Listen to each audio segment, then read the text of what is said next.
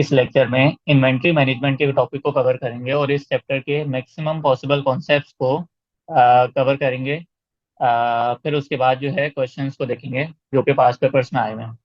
तो सबसे पहले चैप्टर की तरफ चलते हैं। तो नाम से ही जैसे पता चल रहा है, इन्वेंट्री मैनेजमेंट मतलब इन्वेंट्री को मैनेज करने की कॉस्ट को हमने देखना है कि कितनी कॉस्ट हम रखें, कितनी कम से कम हमने कॉस्ट सेट करनी है कि उससे इन्वेंट्री भी मैनेज हमारी हो सके और हमारे लिए, कंपनी के लिए कॉस्ट भी कम पड़े। क्यों ये चीज़ क्यों इतनी ज़्यादा इंपॉर्टेंट है कंपनी के लिए? वो इसलिए है कि जितनी कम कंपनी को कॉस्ट पड़ेगी तो उतने जो है कंपनी के मार्जिन्स बढ़ेंगे। जब वो चीज़ आगे जाके सेल होगी तो उतने कंपनी को प्रॉफिट ज़्यादा होगा। तो उसके लिए हमने क्या करना है, बैलेंस रखना है। किस किन दो चीज़ों में? एक तो हमने करना है कि मिनिमाइज करनी है इन्वेंट्री टू मिनिमाइज कॉस्ट। मतलब कि हमने मिनिमाइज इन्वेंट्री का क्या मतलब कि हमने इतनी लिमिटेड हमने इन्वेंट्री बाय करनी है कि बस जितना हमने बाय किया उतना वो प्रोडक्शन में जाए और वो चीज़ जाके प्रोड्यूस हो जाए। मतलब उसके ऊपर वर्क इन प्रोसेस में जाके वो चीज़ प्रोडक्शन कंप्लीट हो जाए। तो इतनी हमने इन्वेंट्री रखनी है। अब मसला क्या होगा, कम इन्वेंट्री रखने का इशू क्या होगा कि फॉर एग्जांपल प्रोडक्शन में कुछ ज़्यादा हमारे पास ऑर्डर्स कुछ ज़्यादा आ गए, हमें कुछ ज़्यादा इन्वेंट्री अब चाहिए थी। तो अब प्रोडक्शन डिपार्टमेंट ने जब स्टोर डिपार्टमेंट को बोला भाई इन्वेंट्री भिजवाओ हमें, ठीक है। तो अब जो स्टोर डिपार्टमेंट है वो ऐसे ही खाली बैठा हुआ है, उसके पास स्टॉक ही नहीं है। तो वो आगे कैसे भिजवाएगा, उसके ऊपर प्रोडक्शन कैसे होगी और वो फिर आगे जाके कैसे सेल होगा? तो ये एक इशू आ जाए। तो पहला मसला क्या था कि हमने क्या करना है कि मिनिमाइज करनी है इन्वेंट्री टू मिनिमाइज कॉस्ट। हमने इन्वेंट्री कम बाय करी, रॉ मटेरियल हमने कम बाय किया, उससे हमारी कॉस्ट तो कम हो गई कंपनी की। लेकिन इशू क्या हुआ कि जो हमारी इन्वेंट्री थी ना वो इतनी कम हो गई कि अगर मिसाल के तौर पे फॉर एग्जांपल ज्यादा स्टॉक की नीड पड़ जाती है तो हम स्टॉक आउट हो जाते हैं, हमारे पास स्टॉक ही नहीं है। तो सेकंड इशू क्या हो गया, मेंटेन करनी है हमने sufficient inventory to avoid stock out. दो चीजों में हमने बैलेंस रखना है, इन दो चीजों में, दोनों आपस में बिल्कुल अपोजिट हैं। कम इन्वेंट्री बाय करेंगे तो इतनी कम अगर कर दी हमने तो स्टॉक आउट हो जाएगा। तो ऐसा हमने आपस में इन दोनों के बैलेंस बनाना है कि इन्वेंट्री कम से कम बाय भी करें लेकिन इतनी हम बाय करें, इतनी हमारे पास पड़ी हुई हो कि हमें स्टॉक आउट ना हो जाए। ऐसा ना हो कि हमारे पास इन्वेंट्री नहीं है, आगे हमारे पास ऑर्डर्स आ रहे हैं लेकिन हमारे पास प्रोडक्शन डिपार्टमेंट में प्रोड्यूस करने के लिए इन्वेंट्री नहीं है, किस चीज़ को प्रोड्यूस करेंगे? तो इन दो इश्यूज के ऊपर जो है ये ओवरऑल चैप्टर की बेसिस बनती हैं। तो अब कुछ जो है, अब क्या होता है, इन्वेंट्री मैनेजमेंट जो है इन्वॉल्व होती है सर्टेन डिसीजंस। अब इन दो चीज़ों की वजह से ना हमें कुछ डिसीजंस लेने पड़ते हैं। कंपनी के जो मैनेजर्स मैनेजर्स होते हैं उनको कुछ डिसीजंस लेने पड़ते हैं। वो डिसीजंस जो हैं वो बेस कर रहे होते हैं इन तीन मेजर कॉस्ट पे। इन तीन मेजर कॉस्ट पे वो कौन कौन सी है? टोटल परचेज कॉस्ट, कितनी हमें परचेज के टाइम पे कितनी कॉस्ट पड़ रही है। Total ordering cost, ordering cost क्या होती है, प्रोक्योरमेंट डिपार्टमेंट वाली कॉस्ट। और total holding cost, holding cost क्या होती है कि उसको होल्ड करने की, इन्वेंट्री जो हमने स्टोर डिपार्टमेंट में रखी है उसको होल्ड करने की कितनी कॉस्ट है। तो इनको देखते हैं तीनों को एक एक करके। तो सबसे पहले परचेज कॉस्ट को देखते हैं। तो टोटल परचेज कॉस्ट कैसे आएगी? परचेज कॉस्ट पर यूनिट, एक यूनिट को बाय करने में हमारे पास कितनी कॉस्ट पड़ रही है उसको हम मल्टीप्लाई कराएंगे जितनी ओवरऑल हमने चीजें बाय करनी है, परचेज करनी है, एनुअल डिमांड हमारी कितनी है, तो उससे हमने इसको मल्टीप्लाई करा देना है। एक यूनिट की कॉस्ट को हमने एनुअल डिमांड से मल्टीप्लाई करा देना है। तो सबसे पहले हमने इस परचेज जो प्राइस पर यूनिट है ना उसको हमने कम से कम रखना है, ताकि ये कम से कम परचेज प्राइस पर यूनिट होगी तो जितने यूनिट्स हमने बाय करनी है तो वो ओवरऑल जो कॉस्ट बन रही होगी वो हमारी कम बन रही होगी। तो एक तो हो गई टोटल परचेज कॉस्ट। अब इस परचेज प्राइस में क्या क्या आ सकता है? परचेज प्राइस एक खुद इटसेल्फ हो सकती है, इसके अंदर नॉन रिफंडेबल टैक्सेस आ सकते हैं, ड्यूटीज वगैरह आके ऐड हो सकते हैं। बस परचेज डिपार्टमेंट में परचेज कॉस्ट में बस यही आता है। फिर उसके बाद एक होती है total ordering cost. Ordering cost का क्या मतलब है? ऑर्डर मतलब जब ऑर्डर किया वहां से लेके और स्टोर डिपार्टमेंट तक पहुंचने तक जितनी भी कॉस्ट होती है वो सारी ऑर्डरिंग कॉस्ट में चली जाएगी। तो ये भी कैसे निकलेगी? पर यूनिट ऑर्डर कॉस्ट को, मतलब एक यूनिट पे आने वाली ऑर्डर कॉस्ट को हम मल्टीप्लाई कराएंगे नंबर ऑफ ऑर्डर से। नंबर ऑफ ऑर्डर सब क्या होते हैं कि कितने नंबर ऑफ ऑर्डर बाय करने हैं। फॉर एग्जांपल एक साल में हमने फॉर एग्जांपल हमने 12 मरतबा जो है ऑर्डर करने हैं, ठीक है। अब उस नंबर ऑफ ऑर्डर में हमने देखना है कि नंबर ऑफ ऑर्डर कैसे निकलेगा। नंबर ऑफ ऑर्डर निकलता है एनुअल डिमांड, हमारी कंपनी की जितनी भी एनुअल डिमांड है, जितनी भी हमने टोटल परचेजेस करनी है, जो कि हमने यहाँ डिस्कस किया, उसको अगर हम डिवाइड कराएं, एनुअल डिमांड को अगर हम डिवाइड कराएं ओ क्यू, ओ क्यू क्या होता है? Order quantity. ऑर्डर क्वांटिटी क्या चीज होती है कि एक बारी में कितना कितना करके हम ऑर्डर मंगवाएं। ओ क्यू क्या होता है? ओ क्यू क्या होता है कि एक बारी में, ऑर्डर क्वांटिटी क्या होती है कि एक बारी में कितना कितना करके हमने मंगवाना है। असल जो चीज है, वो ये सारी कॉस्ट जो है वो इसी पे लग रही होती है, यहाँ पे हमने क्वांटिटीज रखनी होती हैं। फॉर एग्जांपल यहाँ पे हमने 5,000 एक बारी में मंगवा रहे हैं, ठीक है, और यहाँ पे हम लोग फॉर एग्जांपल 8,000 मंगवा रहे हैं। मतलब एक बार ट्रक गया, 5,000 उसने रखा, रॉ मटेरियल रखा और स्टोर में ले आया। यहाँ पे क्या हुआ, एक बार ट्रक गया, वो 8,000 रॉ मटेरियल उसने ट्रक में रखा और स्टोर ले आया। तो अब हमने देखना है कि 5,000 पे हमें टोटल कॉस्ट कितनी आ रही होगी और 8,000 पे टोटल कॉस्ट कितनी आ रही होगी। मतलब यहाँ पे हमने क्वांटिटीज रखनी होगी, उनको कंपेयर करना होगा। कंपनीज आपस में बैठ के डिसाइड करते हैं कि यार कितनी ऑर्डर क्वांटिटी एक मरतबा में कितनी मंगवाई जाए। तो एक मैनेजर ने बोला भाई 5,000 करके मंगवा लेते हैं, फिर एक ने बोला 8,000 करके मंगवा लेते हैं। तो अब उन दोनों को हमने इवेल्युएट करना है, फिर देखना है कि कौन सी जगह पे हमें ऑर्डर कॉस्ट कम पड़ी और टोटल जो कॉस्ट है हमारी कम आ रही है। तो जितना कम आ रही होगी उतना उतना ऑर्डर कॉस्ट करके हम, ऑर्डर क्वांटिटी करके हम मंगवा लेंगे। तो इस तरीके से ये आ जाएगी number of order. Annual demand को, जितनी भी हमारी एनुअल डिमांड है उसको ऑर्डर क्वांटिटी से डिवाइड करेंगे। ऑर्डर क्वांटिटी हमने ये डिसाइड कर ली कि एक बारी में हमने कितना मंगवाना है। एक बारी में कितना मंगवाना है उसको हम डिवाइड करा रहे हैं कि ओवरऑल कितने मंगवाने से, उससे। तो हमें पता चल गया कि कितने नंबर ऑफ ऑर्डर्स हमें करने चाहिए।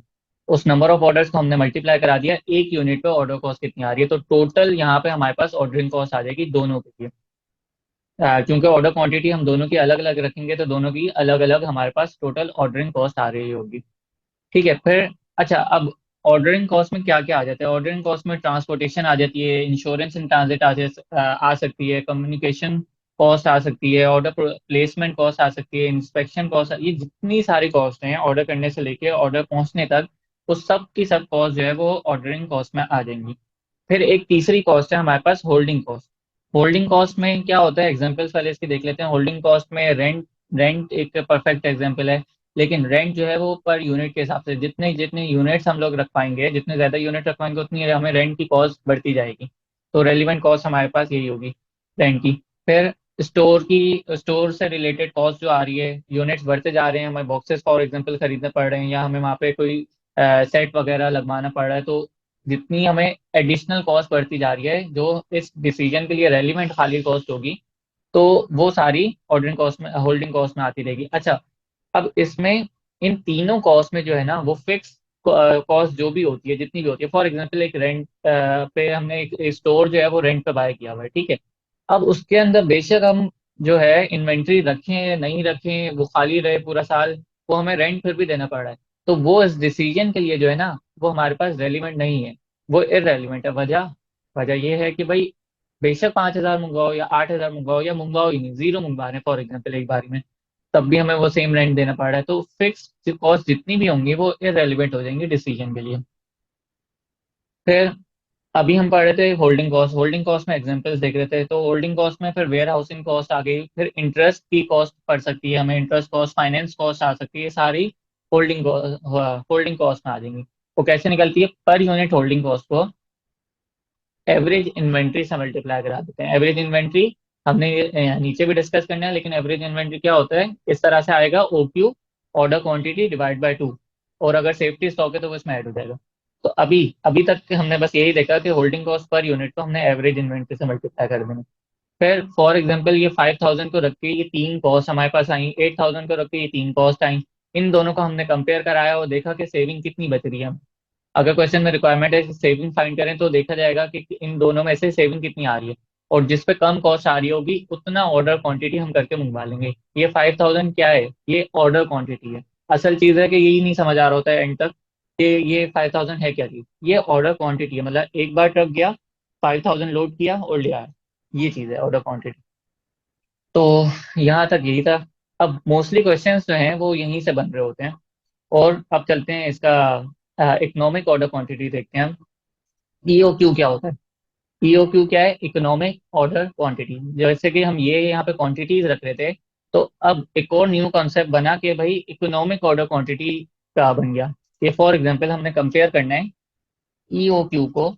ईओक्यू की जाहिर सी बात है कोई क्वांटिटी सेट हुई होगी, फॉर एग्जांपल ईओक्यू से आई 4000, तो हमने ईओक्यू को कंपेयर कराना होगा इस 8000 से।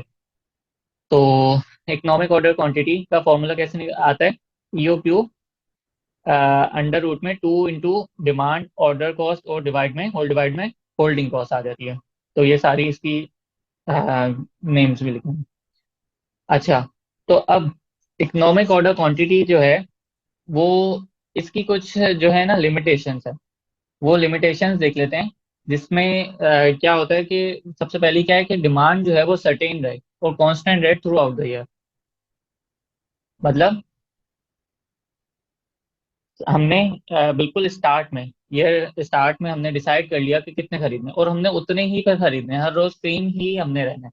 फॉर एग्जाम्पल हमने डिसाइड कर लिया हर वीक जो है हमने 4000 जो है क्वांटिटी बाय करनी है, तो बस ये एक डिमांड हमने सर्टेन और कांस्टेंट है, ये इसकी लिमिटेशन है, वो आप चेंज नहीं कर सकते बाद में। ठीक है। सेकेंड इसकी लिमिटेशन है कि ऑर्डर लीड टाइम जो है वो सर्टेन और कांस्टेंट होना चाहिए। मतलब ऑर्डर जाने से लेके वापसी आने तक जितना टाइम लग रहा है, फॉर एग्जाम्पल जो है 2 दिन लगते हैं, ठीक है, या फॉर एग्जांपल हम चाइना से कोई चीज इन्वेंट्री बाय कर रहे हैं और चाइना से शिप के थ्रू आने पे हमें 30 डेज का टाइम लगता है, तो बस वो 30 डेज का ही टाइम लगना चाहिए, ये लिमिटेशन है। 30 से 31 डेज नहीं होने चाहिए। ठीक है। तीसरी जो लिमिटेशन है वो है प्राइजेस जो है वो कांस्टेंट होनी चाहिए, प्राइस में चेंज नहीं आना चाहिए। तो ये 3 लिमिटेशन के साथ जो है इकोनॉमिक ऑर्डर क्वांटिटी का कॉन्सेप्ट बनता है। तो और इसको अच्छा जो है समझ आएगा जब हम क्वेश्चंस के थ्रू इसको सॉल्व कर रहे होंगे। तो अभी आगे देखते हैं अब क्या होता है कि कुछ क्वेश्चंस में जो है ना, हमें क्या होगा कि ये जो डिमांड है और होल्डिंग कॉस्ट है ना, ये दोनों ही नहीं दी हुई होंगी। ठीक है। सॉरी, ऑर्डरिंग कॉस्ट और होल्डिंग कॉस्ट दोनों नहीं दी हुई होंगी, डिमांड भी दी हुई होगी, ईओक्यू भी दिया हुआ होगा। ठीक है। और अगले साल बता रहे होंगे कि भाई पहले साल क्या हुआ, ऑर्डरिंग कॉस्ट होल्डिंग कॉस्ट दोनों चीजें नहीं दी हुई, डेटा मिसिंग है 14 में। 15 में क्या बता रहे हैं कि इंक्रीज हुआ है, होल्डिंग कॉस्ट पर यूनिट भी इंक्रीज हुई होगी और ऑर्डरिंग कॉस्ट भी पर ऑर्डर इंक्रीज हुई होगी। तो अब हम कैसे करेंगे? तो उन क्वेश्चन में हमने क्या करेंगे कि हम फाइंड कर लेंगे ओसी, मतलब ऑर्डरिंग कॉस्ट को डिवाइड होल्डिंग कॉस्ट, पूरा का पूरा ये पार्ट ही हम फाइंड कर लेंगे। यहाँ से जो है ओसी डिवाइड बाय एच सी हम फाइंड कर लेंगे, और नेक्स्ट बार जब 15 आएगा तो उसको इंक्रीज करके ले जाएंगे। तो खैर ये क्वेश्चंस के साथ ही चीजें ज्यादा अच्छे तरीके से समझ आएंगी। अब चलते हैं, एक पार्ट हमने ये कवर कर लिया, कुछ क्वेश्चंस जो है मेजोरिटी क्वेश्चंस यहीं से आ रहे होते हैं। अब हम चलते हैं इस चैप्टर के सेकंड पार्ट पे। तो अब इसको करने से पहले जो है ना, मैं एक एग्जाम्पल के थ्रू समझाता हूँ। मैंने भी मतलब इसी तरीके से अच्छे तरीके से समझा हुआ है, तो मैं भी इसी तरीके से समझाता हूँ। अगर यहाँ से अच्छे से कवर हो रहे तो बहुत अच्छी बात है, वरना फॉर्मूलाज तो हैं ही लिखे हुए। तो पहले ये देखते हैं। फॉर एग्जाम्पल एज्यूम करें ये कार है, ठीक है, ये कार है और ये उसका एक टैंक है, फ्यूल टैंक। ठीक है, ये गाड़ी है और उसका गाड़ी तो नहीं है, ये उसका फ्यूल टैंक है। ठीक है। अब ये जो येलो वाला लेवल है ना, ये वो लेवल है जहां हमने मतलब एक एवरेज फ्यूल हमारा जो है रहता है। ठीक है। ये येलो वाला क्या लेवल लेवल है जिसमें एवरेज फ्यूल रहता है। ब्लू वाला कौन सा लेवल है? ये मैक्सिमम लेवल है। ठीक है। ब्लू वाला जो है वो मैक्सिमम है। ये मैक्सिमम जो है इतना हमारे पास पेट्रोल आ सकता है। ठीक है। और येलो वाला जो है एक एवरेज लेवल है कि इस लेवल तक में पेट्रोल रहता है। तो इसको मैं नाम दे रहा हूँ रीऑर्डर लेवल। ग्रीन वाला क्या है? मिनिमम लेवल है, इसको मिनिमम नाम दे रहा हूँ। ठीक है। अब इसको समझते हैं कि भाई क्या क्या चीज़ है।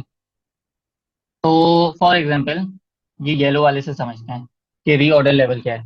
येलो वाले को देखते हैं, हमने पेट्रोल पंप पे गए, हमने फ्यूल भरवाया, ये येलो लेवल फुल हुआ हुआ हुआ हुआ, ये येलो फुल यहाँ तक हो गया। तो इस मिनिमम के साथ हम सेफ्टी भी लिख लेते हैं कि सेफ्टी स्टॉक हमारा कितना है। ठीक है। तो वो सेफ्टी स्टॉक का लेवल है, और इसका एक और नाम होता है बफर, बफर स्टॉक। ठीक है। ये तीनों हमने नाम लिख लिए। सेफ्टी, मिनिमम, बफर, ये सारे इसके नाम हैं। ठीक है, ये सारे इसके नाम हो गए। अब इनको एक एक करके समझते हैं। अब क्या हुआ कि ये पूरा एक टैंक है हमारा। ठीक है, हम फ्यूल डलवाने गए, पहले ये येलो वाले तक फ्यूल जो है फ्यूल हुआ। फिर हमने उसको बोला और डाल दो भाई, फुल कर दो, उसने ये मैक्सिमम लेवल फुल कर दिया। अभी हमने फिर दोबारा, फिर भी हम यही उसको बोल रहे हैं कि भाई और डाल और डाल। अब मुझे ये बताएं कि जब ये मैक्सिमम फुल हो गया है, ठीक है, तो जब यहाँ यहाँ पे और डालेगा तो ये रेड मीन्स क्या है कि भाई वो तो आउट होना शुरू हो जाएगा। जो पेट्रोल है वो तो बाहर गिरना शुरू हो जाएगा। तो ये फ्री फंड की हमारी कॉस्ट जाया हो रही होगी ये रेड। ठीक है, तो ये हमने मैक्सिमम तक का देख लिया। मैक्सिमम से ऊपर जब हम डलवाएंगे तो जाहिर सी बात है वो बाहर ही गिरना है। जगह बेशक उसके अंदर थोड़ी सी है, लेकिन वो बाहर गिर रहा है ना यहाँ से पेट्रोल। ठीक है, तो मैक्सिमम बस इतना ही हम डलवा सकते हैं। एवरेज हमारा इतना चलता है येलो वाला। ये जो है ये रिजर्व का काम करता है। ठीक है, बाइक में से ज्यादा अच्छी पता चलेगा, बाइक तो खैर चलाते ही रिजर्व पे हैं। तो कार में देखा जाए तो ग्रीन लाइट चल जाती है, क्या होता है कि वो रिजर्व की होती है कि भाई आप खतरे की घंटी है, जैसी पेट्रोल पंप देखे बस डलवाओ। तो ये एक रिजर्व है। और ये जो है रेड वाला, ये वो लेवल है कि बस गाड़ी बंद होके खड़ी हो गई है। अब आप पेट्रोल पंप तक भी नहीं जा सकते हैं, इतना हमने रिजर्व भी पूरा कर लिया। लेकिन जाहिर सी बात है वो टैंक है, तो बिल्कुल टैंक का एक नीचे का लेवल तो होगा ना, उसमें जगह तो होगी। लेकिन वो यूज नहीं हो पा रहा है, ये वाला जो पेट्रोल है ना वो खत्म हो गया बिल्कुल। या बाइक में अगर इसको देखा जाए तो बाइक में क्या होता है, हम बाइक को लिटाते हैं, जो ये वाला सीन होता है ना, यहाँ से वो थोड़ा सा रिजर्व में आ जाए जो बाइक। तो ये वो रेड वाला वो लेवल हुआ कि कार में बिल्कुल खड़ी हो गई है, अब खत्म। कोई अब पेट्रोल पंप अब हम टो करके लेके जानी पड़ेगी या बाहर से पेट्रोल लाके डलवाना पड़ेगा। मतलब इन दोनों लेवल पे ये जो रेड वाले हैं। अब बात समझने की क्या है, समझने की बात करते हैं। ये सारी तो हो गया डिस्कशन, अब समझते हैं कि भाई ये सारे फॉर्मूलाज बने किस तरीके से हैं। अब दोनों रेड वाले को पहले देखना है। दोनों रेड वाले वो कॉस्ट है, ये रेड वाली वो कॉस्ट है, स्टॉक आउट इसको बोलते हैं कि अब अब आपके पास कुछ पेट्रोल नहीं पड़ा हुआ। ठीक है, और ये क्या है कि इससे ऊपर और डलवाते गए तो बस ये तो बाहर गिरेगा। तो एक ये भी, अगर यहाँ पे हमने कॉस्ट लगा रही हो तो ये भी जाया होगी। और यहाँ हमने नहीं कॉस्ट लगाई तो हमारा सीएम जाया हो रहा होगा, कंट्रीब्यूशन मार्जिन जो हमने कमाना होता है। अगर ये यहाँ तक हम नहीं पहुंचते तो हमारे पास जाहिर सी बात है मिनिमम लेवल का पेट्रोल होता, तो उससे हम कमा रहे होते। लेकिन क्यों? क्योंकि हमने कार तो चलानी है। या पेट्रोल पंप वालों की ही अगर एग्जांपल ली जाए तो मिनिमम उनके पास जो पड़ा हुआ था, ठीक है, अब मिनिमम से भी वो नीचे आ गए, खत्म हो गया पेट्रोल। बाइक वाले फिर भी आ रहे हैं पेट्रोल डलवाने, कार वाले फिर भी आ रहे हैं पेट्रोल डलवाने, पेट्रोल ही नहीं है। तो जो उन्होंने सीएम कमाना था, कंट्रीब्यूशन मार्जिन जो उन्होंने कमाना था, वो लॉस कर रहे हैं, कंट्रीब्यूशन मार्जिन लूज कर रहे हैं। ठीक है, इस लेवल पे, ये रेड वाले लेवल पे। अच्छा, अब हम देखते हैं पहला कि demand and lead time are certain. Demand और लीड टाइम आर सर्टेन का क्या मतलब है कि जितनी डिमांड जो है एक दिन की हमने सोची। फॉर एग्जांपल ये पेट्रोल पंप है, अब इसको दूसरे तरीके से सोचते हैं। ठीक है, पेट्रोल पंप वालों ने सोचा कि ये येलो वाले लेवल को रख के सोच रहे हैं कि भाई ये येलो वाले लेवल को रख के सोच रहे हैं कि एक दिन में जो है फॉर एग्जांपल 10,000 जो है वो लीटर जो है वो पेट्रोल हमारा बिकेगा, सेल होगा। ठीक है, और दिन में एक दिन का टाइम उन्होंने रखा है। लीड टाइम का क्या मतलब है? एक दिन यहाँ पे उन्होंने सेट कर लिया, एक दिन यहाँ पे वो 1 वीक भी सेट कर सकते थे, 30 डेज भी सेट कर सकते थे, कुछ भी। ठीक है, लीड टाइम का क्या मतलब? अब हमने ये यूजेज के पॉइंट ऑफ व्यू से देखना है। ठीक है, मतलब सेल की पॉइंट ऑफ व्यू से अब हमने देखना है। अब डिमांड फॉर एग्जांपल हमें है कि एक दिन में 1,000 लीटर जो है वो बिक जाएगा। ठीक है, और लीड टाइम क्या होता है? ऑर्डर प्लेस करने से लेके चीजें हम तक पहुंचने तक जितना टाइम लगता है उसको लीड टाइम कहते हैं। ठीक है, तो एक ये फिक्स उन्होंने डिसाइड कर लिया। अब उनके पास एक कितना, उन्होंने एक फिक्स डिसाइड कर लिया। उनको पक्का पता है कि भाई इतनी ही डिमांड आएगी और इतनी देर में हमारे पास पहुंच जाएगा। उनको ये नहीं लगता कि भाई जो बाहर से सप्लायर्स बैठे हुए हैं वो लेट भी हो सकते हैं, बाहर कोई जो है स्ट्राइक भी हो सकती है वहां पे। तो कुछ भी नहीं उन्होंने देखा, उन्होंने बस एक फिक्स टाइम डिसाइड कर लिया कि भाई इतनी हमारे डिमांड सेल करनी है, इतना हमें टाइम लगेगा चीजें आने में। तो बस वो एक री ऑर्डर लेवल सेट कर लिया। अब री ऑर्डर लेवल को समझना है, ROL होता क्या है। इस जगह पे क्या है, रीऑर्डर लेवल क्या है कि डिमांड इनटू लीड टाइम। एक फिक्स डिमांड, एक और फिक्स लीड टाइम उन्होंने डिसाइड कर ली कि फॉर एग्जाम्पल उन्होंने डिसाइड कर लिया कि 8,000 ही हमारे पास डिमांड आएगी, ठीक है, जितना हमने फ्यूल प्रोवाइड करने कस्टमर्स को, और 2 वीक लगते हैं उसको आने में, ट्रक को आने में। तो एक ये फिक्स उन्होंने डिसाइड कर लिया। उनको नहीं पता कि भाई स्ट्राइक को भी हमने देखना है, सारी चीज़ों को हमने देखना नहीं। उन्होंने बस एक फिक्स डिसाइड कर लिया, कोई अनसर्टेनिटी नहीं है। जबकि demand and lead time are uncertain, ये जो केस है इसमें क्या हुआ कि रीऑर्डर लेवल कैसे सेट किया, एक रीऑर्डर लेवल सेट किया maximum demand into maximum lead time. मतलब ये रिस्क फ्री एक रीऑर्डर लेवल सेट कर लिया मैक्सिमम लेवल पे। क्यों? क्योंकि इसलिए रिस्क फ्री सेट एक डिसाइड कर लिया कि कंपनी को है कि भाई फॉर एग्जांपल डिमांड कभी ज्यादा हो सकती है, कभी बहुत ज्यादा हो सकती है, तो एक उन्होंने मैक्सिमम लेवल डिसाइड कर लिया। और जो दूसरा रीऑर्डर लेवल है वो है average demand into average lead time plus safety stock. ये कैसे आया? ये वाला जो सेक्टर है येलो वाला, ये है एवरेज का। रीऑर्डर लेवल क्या कि एक ऑन एन एवरेज कितना रहता है, ये मैक्सिमम ये मिनिमम ये ऑन एन एवरेज। तो average demand into average lead time, और इसमें क्या होगा प्लस ये जो सेफ्टी स्टॉक है, safety stock, minimum stock, buffer stock, ये।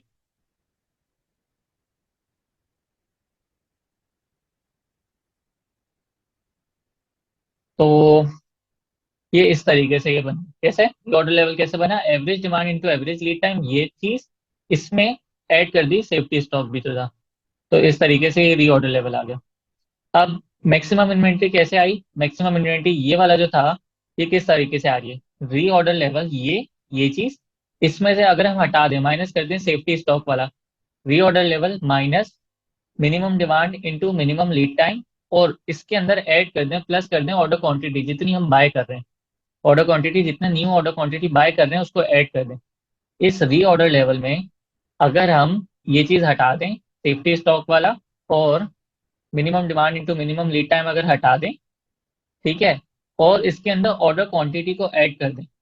क्यों हटा क्यों रहे? Minimum demand into minimum lead time हटा क्यों रहे? वो क्या हुआ कि भाई ऑर्डर जब हमने किया तो जाहिर सी बात है इस रीऑर्डर लेवल से थोड़ा सा तो नीचे जाएगा ना। पेट्रोल यहाँ तक इसमें से कुछ कंज्यूम तो होगा। तो इसलिए इस वाले पार्ट को हमने हटा दिया मैक्सिमम पे जाने के लिए, ठीक है, और उसके अंदर ऑर्डर क्वांटिटी को ऐड कर दिया। तो इस तरीके से मैक्सिमम इन्वेंट्री कैसे आया? Reorder level minus minimum demand into minimum lead time plus safety stock. अब मिनिमम इन्वेंट्री लेवल, ये वाला जो लेवल है minimum inventory level, safety stock जिसको बोलते हैं, बफर स्टॉक बोलते हैं, वो कैसे आ रहा है? It is the lower limit below which inventory balance should not fall otherwise entity में फेस स्टॉक आउट। ये वो लोअर लिमिट है, इससे नीचे नहीं जाना चाहिए। फिर यहाँ आ गए तो स्टॉक आउट को हो जाएगा, और हमारा जो सीएम जो हमने कमाना था वो लूज कर देंगे हम लोग। सेफ्टी स्टॉक में तो कमा रहे होंगे ना, पेट्रोल तो पड़ा हुआ है रिजर्व में, तो वो बेच के हम कमा रहे हैं, लेकिन वो भी खत्म हो गया तो फिर जो भी कस्टमर आ रहे हैं उसको हम कुछ नहीं कमा पा रहे हैं। तो ये इस तरीके से मिनिमम आ जाएगी। मैक्सिमम इन्वेंट्री की क्या डेफिनेशन है? It is the upper limit above which inventory balance should not exceed otherwise it will result in unnecessary high holding cost.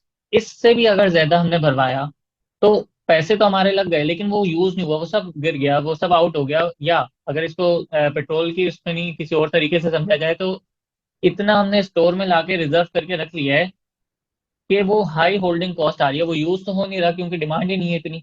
Maximum demand थी 10,000 यूनिट्स तक की।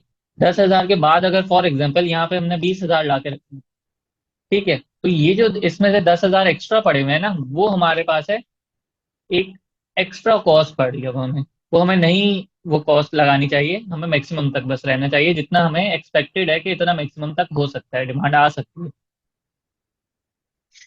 तो हमने देखा रीऑर्डर लेवल, फिर हमने देखा मैक्सिमम इन्वेंट्री, फिर हमने देखा मिनिमम इन्वेंट्री। आई होप इस तरीके से काफी हद तक ये सारे चीजें क्लियर होंगी। तो क्वेश्चंस में जब आएगा तो फिर दोबारा अगेन इन सारी चीजों को प्रैक्टिकल एग्जांपल से लिंक करेंगे। तो एवरेज इन्वेंट्री क्या होती है? OQ divide by two plus safety stock, अगर सेफ्टी स्टॉक है, और अगर सेफ्टी स्टॉक नहीं है तो OQ divide by two. Order quantity क्या होता है कि एक बारी में कितना ऑर्डर कर रहे हैं। तो जैसे कि हमने यहाँ रखी थी एवरेज इन्वेंट्री, हमने यहाँ रखी है OQ divide by two plus safety stock. अच्छा, दो चीजें हमने देखी, अब तीसरी चीज देखते हैं कि ये चीज, इसकी बात करते हैं, ये जो रेड वाला पार्ट था ना स्टॉक आउट वाला, इसकी इसकी अब डिसीजन से रिलेटेड बात करते हैं कि डिसीजन लेना है रिगार्डिंग ऑप्टिमम रीऑर्डर लेवल का, सेफ्टी स्टॉक का, if stock out cost is consider, अगर स्टॉक आउट कॉस्ट कंसीडर की जाए तो फिर डिसीजन लेना है। तो फॉर एग्जाम्पल हमने एक स्टॉक लेवल डिसाइड कर लिया 5,000 का, सही है, 5,000 का हमने एक स्टॉक लेवल डिसाइड कर लिया। अब यूजेज जो थी ना वो हमारी 1,000 थी, मतलब डिमांड जो थी वो कितनी आई, 1,000 की आई। तो 5,000 का हमने बाय किया, 1,000 रुपए की सिर्फ डिमांड आई, मतलब 1,000 बिक गए, तो 4,000 पड़े हुए हैं। तो 4,000 हमारे पास ये सेफ्टी स्टॉक में भी पड़े हुए हैं, ठीक है, या बफर स्टॉक में पड़े हुए हैं, या रिजर्व बोलूं तो रिजर्व में पड़े हुए हैं। सही है। इसकी प्रोबेबिलिटी को साथ साथ देखते हैं, क्वेश्चंस में आएंगी। कुछ क्वेश्चंस में ये प्रोबेबिलिटीज दी हुई होती हैं कि ये होने की कितनी परसेंट प्रोबेबिलिटी है, क्योंकि ये हम साल के स्टार्ट में डिसीजंस ले रहे होते हैं और ये फिर साल के एंड में पता चल रहा होता है कि कितने नहीं, ये डिसीजन सारे स्टार्ट में ले रहे होते हैं और ये हम प्रोबेबिलिटीज रख रहे होते हैं कि इतनी इतनी चांसेस हो सकती हैं हमारे पास। तो सेफ्टी स्टॉक हो गया 4,000 का। तो होल्डिंग कॉस्ट कैसे आई, होल्डिंग कॉस्ट पर यूनिट हमने अज्यूम करी 10 थी, ठीक है, एक यूनिट पे 10 रुपए की हमारे पास होल्ड करने की कॉस्ट आती है। फिर उसको हमने मल्टीप्लाई कराया, सेफ्टी स्टॉक कितने यूनिट्स हमने होल्ड करने हैं, 4,000, और इसके होने के चांसेस कितने हैं, 50%। तो अब यहाँ पे हमारे पास था स्टॉक लेवल 5,000 का, 1,000 यूज कर लिए, तो सेफ्टी स्टॉक 4,000 का पड़ा हुआ है। अब इसमें मुझे बताओ कि कोई स्टॉक आउट तो नहीं हो रहा ना, स्टॉक आउट मतलब कि ऐसा तो नहीं है कि ज्यादा डिमांड आ गई और हमने यूनिट्स कम थे हमारे पास पड़े हुए, नहीं, यूनिट्स पड़े हुए थे 5,000, ठीक है, और 1,000 यूज कर लिए। अब इस केस में देखते हैं क्या हुआ, कि यूनिट्स पड़े हुए थे 5,000 और 6,000 की हमारे पास डिमांड आ गई, ठीक है, पेट्रोल प्राइसेस बढ़ गई, पेट्रोल जो था वो 5,000 लीटर्स पड़ा हुआ था फॉर एग्जाम्पल, ठीक है, लेकिन इतनी डिमांड आ गई, इतने बाइक्स और कार्स आ गई कि 6,000 लीटर हमें चाहिए थे, ठीक है, और इसके होने के चांसेस 40%। तो अब मुझे बताओ, यहाँ पे सेफ्टी स्टॉक तो कुछ भी नहीं होगा। सेफ्टी स्टॉक क्या होता है, सेफ्टी स्टॉक तो वो होता है कि जितना बच जाए, यहाँ तो बल्कि 1,000 रुपये और ऊपर, 1,000 लीटर जो है और ऊपर चाहिए हमें। तो जब सेफ्टी स्टॉक नहीं आएगा तो होल्डिंग कॉस्ट भी नहीं आएगी। लेकिन एक हमारे पास स्टॉक आउट के यूनिट्स आ रहे हैं, वो कैसे आ रहे हैं कि 6,000 रुपये हमारे पास डिमांड आ गई जबकि पड़े हुए थे सिर्फ 5,000, तो 1,000 का हमारे पास स्टॉक आउट यूनिट्स आ गए। 12 नंबर ऑफ ऑर्डर्स हैं। तो स्टॉक आउट कॉस्ट कैसे आई, स्टॉक आउट कॉस्ट कैसे आई, एज्यूम करिए, ये सारी फिगर्स एज्यूम है, क्वेश्चंस के साथ ज्यादा डिटेल में देखेंगे, अभी सिर्फ एज्यूम पे चल रहे हैं। कि 50 की जो है एक हमारे पास पड़ती है सीएम।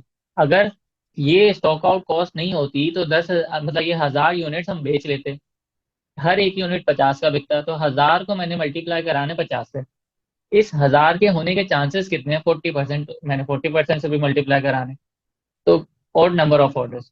तो इस तरीके से ये हमारे पास स्टॉक आउट कॉस्ट आ जाएगी। तो इसके स्टेप्स क्या बने, सबसे पहले हमने कैलकुलेट करनी है total holding cost of safety stock for the year, ये हमने फाइंड कर ली, holding cost of safety stock for the year. फिर हमने कैलकुलेट करनी है total stock out cost for the year for each option, हमने टोटल स्टॉक आउट कॉस्ट को कैलकुलेट करना है। फिर हमने सेलेक्ट करना है option with lowest total cost वाला, एक हमने ये स्टॉक लेवल रख के कर लेंगे, फिर एक फॉर एग्जांपल एक स्टॉक लेवल होगा 4,000 का, उसको रख के हम कैलकुलेट कर लेंगे, और जिसका लोएस्ट कॉस्ट आ रही होगी वो हमारे लिए सुटेबल होगी। तो आई होप ये सारी समरी अच्छे से समझ आ गई होगी। बिल्कुल, ये लास्ट के डेज में पेपर के रिवीजन का टाइम है तो ज़्यादा डिटेल्स में नहीं जा सकता हूँ। तो आई होप इसके बाद जो है सारे पास पेपर के क्वेश्चन इजीली कवर हो जाएंगे, क्योंकि सारे कॉन्सेप्ट जो हैं वो इसमें कवर हो चुके हैं। तो that's all for this lecture.